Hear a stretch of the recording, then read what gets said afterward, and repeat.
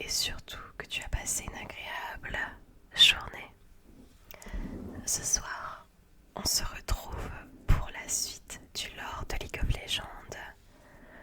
Ce soir, on va parler de Lux, d'où cette percuplante.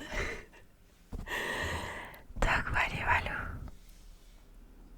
Tu peux donc t'installer confortablement et surtout passer une douce nuit. Bonne nuit. Bonne nuit.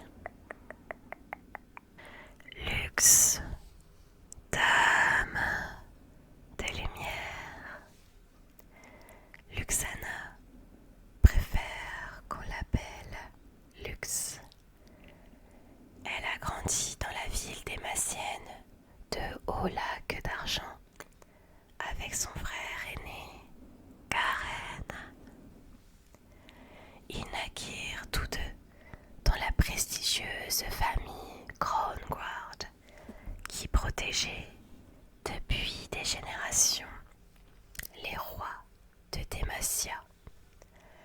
Leur grand-père sauva le roi à la bataille du Gros de la Tempête et leur tante, Diana, fut nommée commandant d'un régime d'élite.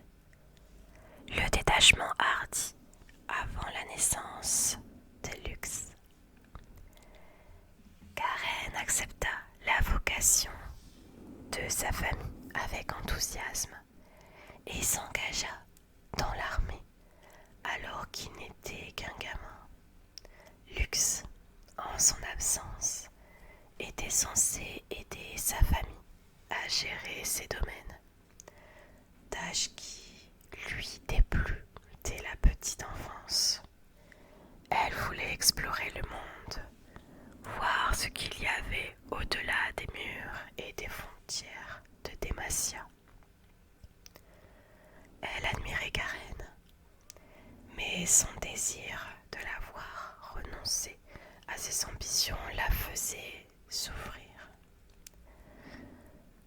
À la plus grande frustration des professeurs de luxe qui voulaient la préparer à une vie de devoir au service de la famille Crownguard.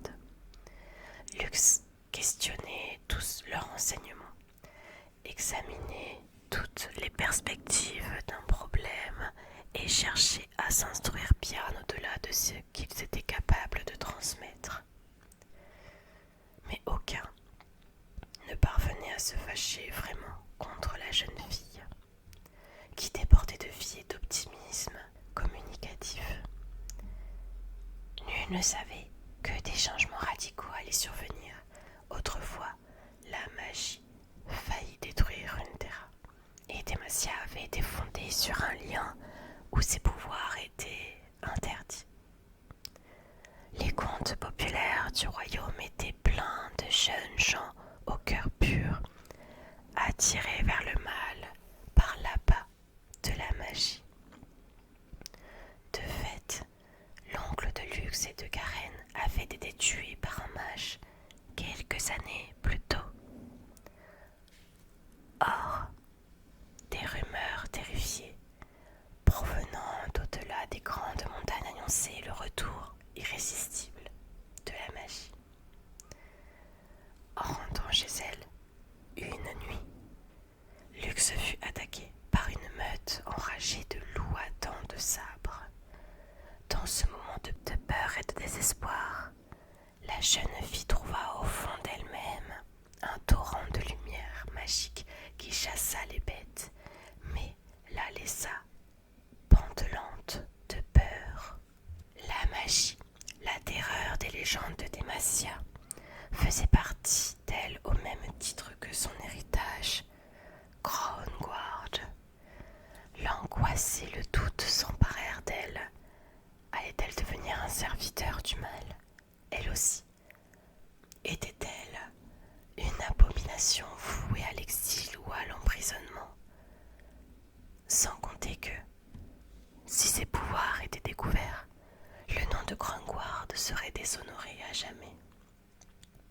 Garen, passant le plus clair Lux se retrouva seul dans le domaine familial. Pourtant, au fil du temps, elle se familiarisa avec sa magie et ses nuits d'insomnie et de lutte intérieure contre ses pouvoirs se firent de plus en plus rares. Elle commença à s'entraîner en secret, jouant avec des rayons de lumière dans les courettes, leur donna une forme solide, créant même de petites silhouettes scintillantes dans sa paume. Elle prit la décision de n'en parler à personne. Quand elle eut 16 ans, Lux voyagea avec ses parents, Pieter et Ogata, jusqu'à leur résidence d'Apara dans la grande cité de Demacia, afin d'assister à l'investiture de Karen au sein du prestigieux détachement Hardy. La ville éblouit Lux. C'était un monument élevé aux nobles idéaux du royaume. Chaque citoyen y était protégé. On s'y occupait de tous. Lux apprit l'existence des Illuminateurs, un ordre religieux charitable dédié aux malades et aux pauvres. Entre deux mondanités de cour avec sa famille, elle devint l'amie d'un chevalier de l'ordre, Kaina, qui lui apprit de nombreuses compétences martiales. Tous deux s'entraînaient ensemble dans les jardins du manoir Krongward. Passant du temps dans la capitale, Lux a enfin commencé à en apprendre plus sur le monde, sa diversité et son histoire. Désormais, elle comprend que l'art de vivre de Demacia n'est pas le seul possible, et son amour pour son pays ne l'empêche plus de vouloir qu'il évolue vers plus de justice.